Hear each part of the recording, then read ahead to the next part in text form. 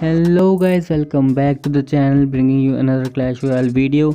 And in this video I'll be showing you a new graveyard deck. This deck is super strong, and you can see from here that guys, I am in local top 500 rankings, and that's good enough to show you that this deck is pretty strong and is really working good even with the level 12 freeze. So with that, let's get straight into the deck. So this is the deck guys. You can see I am using level 12 freeze. This deck is a little different from which I showed earlier, which was more of the cycle type. This is more on the side of a control type. So you can see the average elixir is 3.6, and you must use each and every card very carefully, otherwise you might have to face a lot of issues in game. So with that guys, let's get straight into the first gameplay.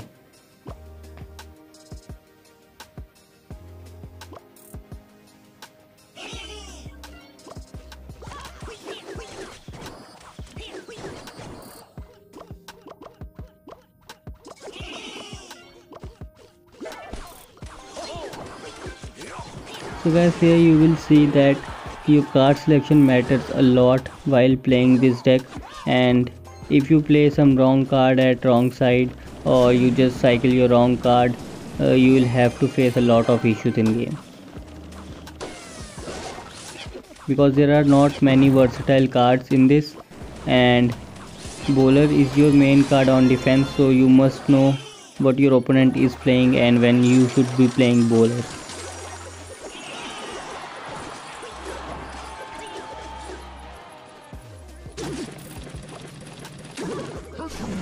So guys, here you saw I just rushed with the graveyard along with the freeze early in game, especially in the first elixir time, and I barely managed to defend both sides of the tower.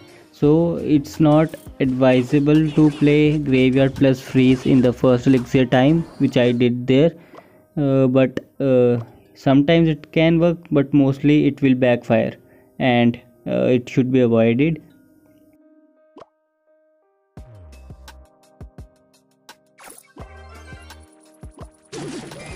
So here guys, you saw archers were not in cycle, and I had to place the tombstone down to distract the bats, and now the skeleton barrel has to be defended with the archers. The tombstone plays a very important role in this deck. It is the main distraction for your opponent's cards, and especially against the decks with loon and hog, tombstone plays a really very important role.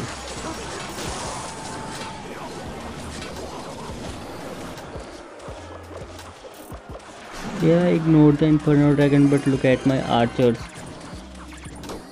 They brought the tower down to the arrows range, and I'll just defend the rest of the game, and before the end of the game I'll just arrow it and win the game.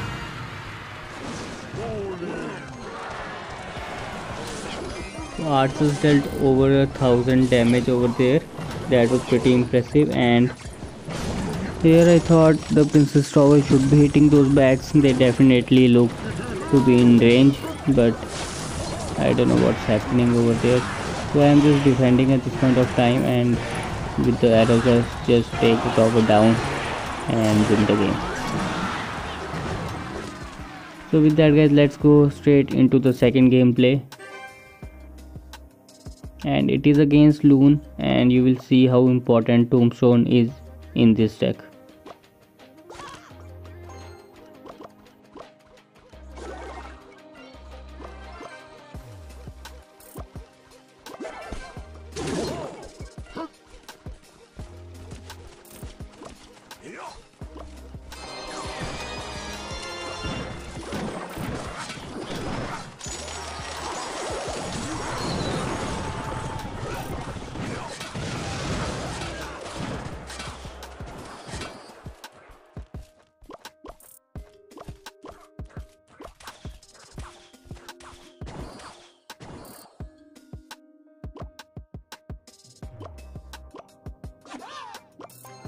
So here I played Mega Minion at back of the arena, and he straight away rushed with the loon, and If Tombstone was not there or some other building, then Loon would definitely have connected to the tower.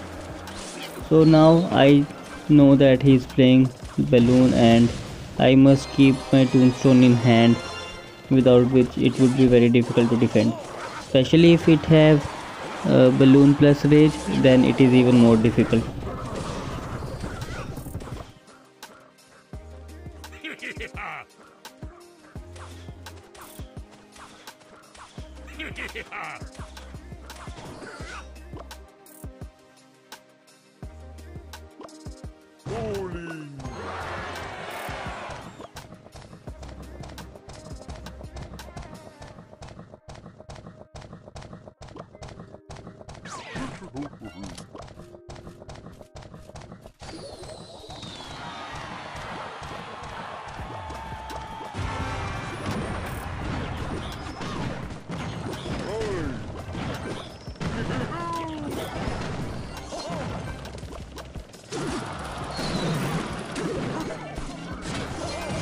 Here again guys, you can see my archers and mega minion was out of cycle, so my tombstone saved me for that time.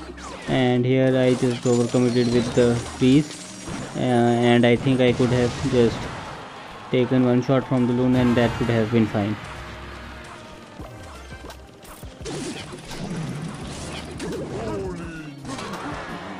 So here also I just blundered my bowler and played it on the opposite side, and it just didn't attack the musketeer, but it's fine for me.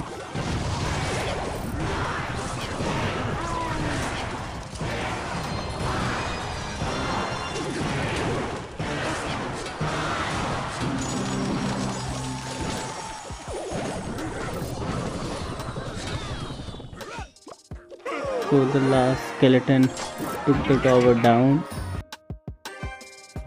So that is all for this video guys. I am personally enjoying playing with this deck, and you can also play with this, it is super strong. With that guys, if you like the video, do like it, give it a thumbs up and subscribe to our channel. I'll see you next time. Thanks for watching.